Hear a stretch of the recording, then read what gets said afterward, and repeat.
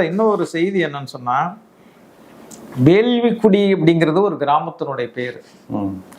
இந்த வேள்விக்குடி கிராமம் வந்து கொற்கை கிழான் நற்கொற்றன் அப்படிங்கிற ஒரு அந்தனர் பிராமணருக்கு சங்ககால பாண்டியன் பல்யாக முதுகுடுமி பெருவழுதி பல யாகங்கள் நடத்திய பல்யாக இவன் பல்யாகம் நடத்தினதுனாலதான் அது வந்து அந்தனருக்கு வந்து கொடுத்துருக்கான். இந்த யாகம் நடத்தின அந்தனர்களுக்கு இந்த வேள்விக்குடி கிராமத்தை வந்து அவன் வந்து இப்போ இதாக கொடுத்துருக்கான். தானமா மதுரை பக்கம் தானமா கொடுத்தது. அந்த தானமா கொடுத்த நிலத்தை களப்பிரர்கள் காலத்துல திரும்ப வாங்கிட்டாங்க. ஆமா, அது ஒரு உண்டு. அதை பார்ப்பனர்கள் வந்து பிடுங்கி மண்ணின் மைந்தர்களுக்கு கொடுத்தாங்க, அப்படிங்கிற ஒரு செய்தாங்க.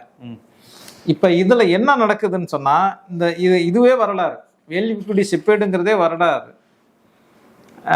வேள்விக்குடி சாசனம்ங்கிறது வந்து இது வந்து திடீர்னு ஒரு நாள் பார்த்தீங்கன்னா வந்து ஒரு பிராமணர் வந்து மதுரையில் வந்து பிற்கால இதில் மதுரையில் வந்து தெருவில் நின்று கத்திக்கிட்டே போகிறாரு. என்ன கத்துறாருன்னு சொன்னால், எங்களுக்கு இருந்ததெல்லாம் அப்படி பிடிங்கிட்டாங்க, அது நியாயமா நீதி அப்படின்னு சொல்லிட்டு தெருவில் அப்படியே சத்தம் போட்டுட்டு போகிறாரு.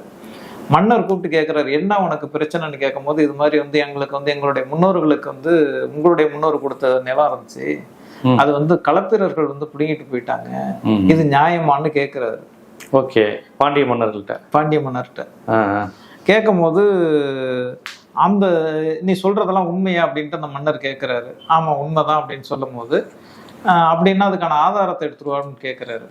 ஆதாரத்தை எடுத்துட்டு வந்து காட்டுறாரு. இது மாதிரி என்கிட்ட பட்டயம் இருக்கு அப்படின்னு சொன்னோன்னே திரும்ப அந்த நிலத்தை அவங்கள்ட்ட கொடுத்துட்றாரு. ஓகேங்களா? வேள்விக்குடி சாசனம் பராந்தக நெடுஞ்செழியனின் 3ஆம் ஆட்சி ஆண்டில் கிபி 770 வழங்கப்பட்டது.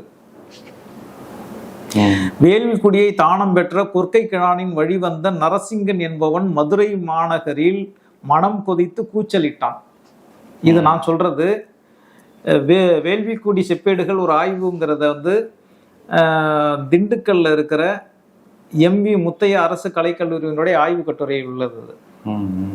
எல்லாத்தையும் நான் ஆதாரத்தோட சொல்றேன். ஏன்னா அது வந்து ஏன்னா இப்ப இவங்களை பத்தி சொல்லும் போது நம்ம அதெல்லாம் சொல்லி ஆகணும். ஆமா.